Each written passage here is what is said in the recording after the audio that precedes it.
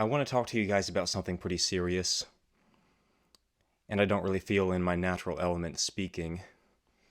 I usually have something to more or less hide behind, like a guitar or a microphone or a song or poetry, but I'm just going to try to have at it. There's something called the Hegelian dialectic, okay? And basically, what it is problem, reaction, solution. Okay, so the problem here, which everyone in the world is aware of, because I know that a lot of my viewers aren't from the United States, is that systematically in the United States, rights are not being upheld for a certain group of people at the same fair rate that they are for another group of people. Okay?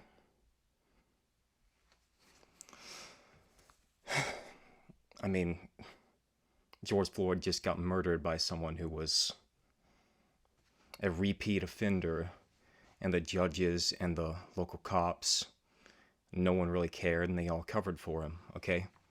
It's been in the news, it's been all over social media, you guys know this stuff.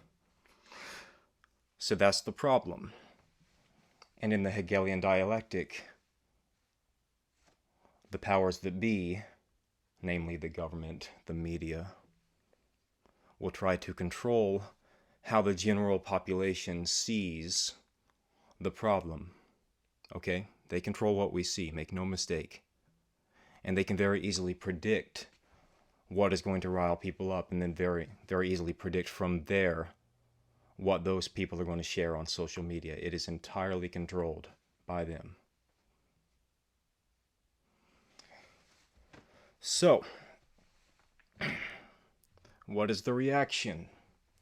We're basically seeing what the reaction is. We're seeing riots, we're seeing protests, okay? We're seeing police themselves incite violence and then blame it on peaceful protesters. Alright, we've all seen the videos, okay? And that fans the flame more and actually makes people want to riot more. And when they see something that's relatively small and focused locally, like those officers being held accountable, like that police station being held accountable, right? I want you guys to make no mistake about this. The powers that be are throwing us a bone. And we're picking it up and saying, look, this works. But that's not the solution, okay? This is only in the reaction stage. And the problem with where we are right now is that we are on the path to handing the powers that be, who are against the citizens, the solution. So what I mean is, by rioting and having no real organized, set in stone, written out solution to this problem that's going on, we are handing them the initiative. We're handing the party, actually not just the party, the parties that created this entire mess, all of the power. That's what we're doing right now, okay? So, they may have actually controlled the problem, controlled the reaction, but we are not going to let them have the solution. Alright, the solution has got to start with us. So, if you're at a protest, and I do encourage protesting, be peaceful. Because when enough people see that police are going after innocent people only for expressing themselves and using their First Amendment rights, everyone can see cut and dry that was entirely the police, okay?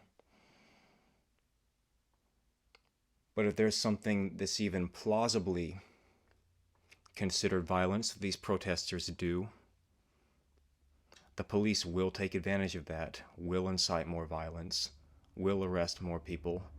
The media will get wind of that, and then they will control the press release. So that's not what we're going to do. What I encourage everyone to do is use whatever platform you have, use whatever voice you have, to advocate for a very specific solution.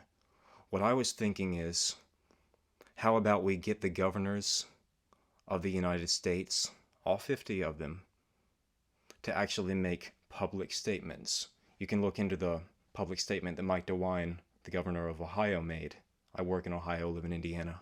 It was pretty good. I don't think it was complete.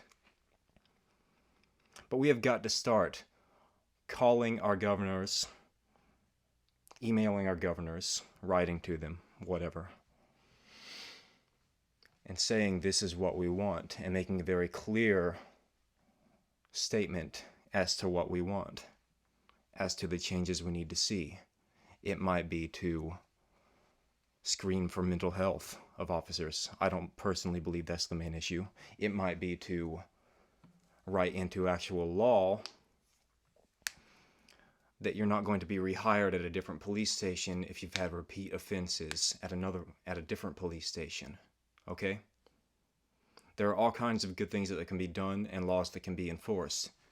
It can be on a state level, actually keeping the local law enforcement in check and not letting them basically have full power and doing whatever they want with no one checking up on it. Or if you want, it could reach the national level. Okay? So we've got to be very clear about our intentions. And someone with a bigger platform and who's got more life experience and more experience with politics in general than me is probably going to have a better solution. I'm just throwing things out there. But the point is, we have got to take back power for ourselves, all right? Because if they have controlled the problem and controlled the reaction, what we have now is the solution, and we have to take control of that.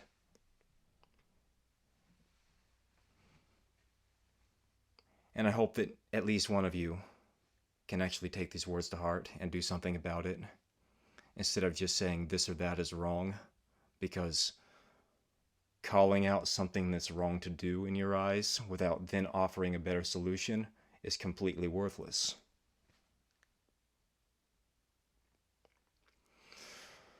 I've been losing sleep over this, and I know I haven't posted anything in like over a month. That doesn't all have to do with this, but a lot of it does.